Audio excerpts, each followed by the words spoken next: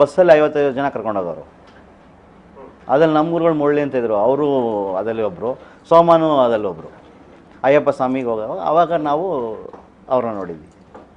ಅಯ್ಯಪ್ಪ ಸ್ವಾಮಿಗೆ ಹೋಗುವಾಗ ನಾವು ಸೋಮ ಅಷ್ಟೇ. ಯಾಕಂದರೆ ನಾವು ಇನ್ನು ನೋಡೋವಂಥ ವ್ಯಕ್ತಿ ಇರಲಿಲ್ವಲ್ಲ ಆಗ. ಈಗಂದರೆ ಸೋಮ ಇವನ ಅಂತ ನೋಡ್ಬೋದು, ಅಥವಾ ಸೋಮ ಅಂದರೆ ಇವನ, ಸೋಮ ಅಂತಾರಲ್ಲ ಇವನ ಅಂತ. ಆಗ ಸೋಮ ಅಂದರೆ ಏನಿಲ್ವಲ್ಲ, ನೋಡೋವಂಥ ವಿಷಯ ಏನಿರಲ್ವಲ್ಲ, ಎಕ್ಸ್ಟ್ರಾಡಿನರಿ ಏನಿರಲ್ಲ ಅಲ್ಲಿ. ಹಂಗಾಗಿ ಅಲ್ಲಿ ಪರಿಚಯ ಆಯಿತು. ಸೋಮನ ಮನೆಯಲ್ಲಿ ಭಯಂಕರವಾಗಿ ಪೂಜೆ ಮಾಡೋರು ಅಯ್ಯಪ್ಪ ಸ್ವಾಮಿದು, ಎಷ್ಟೋ ಜನಕ್ಕೆ ಊಟ ಹಾಕ್ಸೋರು. ಆವಾಗ ನಾವು ಊಟ ಮಾಡೋದು ಸೋಮ ಮನೇಲಿ. ಅಯ್ಯಪ್ಪ ಸ್ವಾಮಿ ಪೂಜೆ ಅಂದರೆ ಸೋಮ ಮನೆಗೆ ಹೋಗ್ಬೇಕಪ್ಪ, ಆ ಥರ ಎಷ್ಟೋ ಥರವಾದ ಊಟಗಳು, ಉಪಚಾರಗಳು ಚೆನ್ನಾಗಿ. ಹಾಗೆ ಹೋಗಿ ಬರ್ತಿದ್ದಾಗಲೇ ಸೋಮನಿಗೂ ಬಾಬುಗೂ ಮುಖ ಪರಿಚಯ ಬೆಳೆದಿತ್ತು.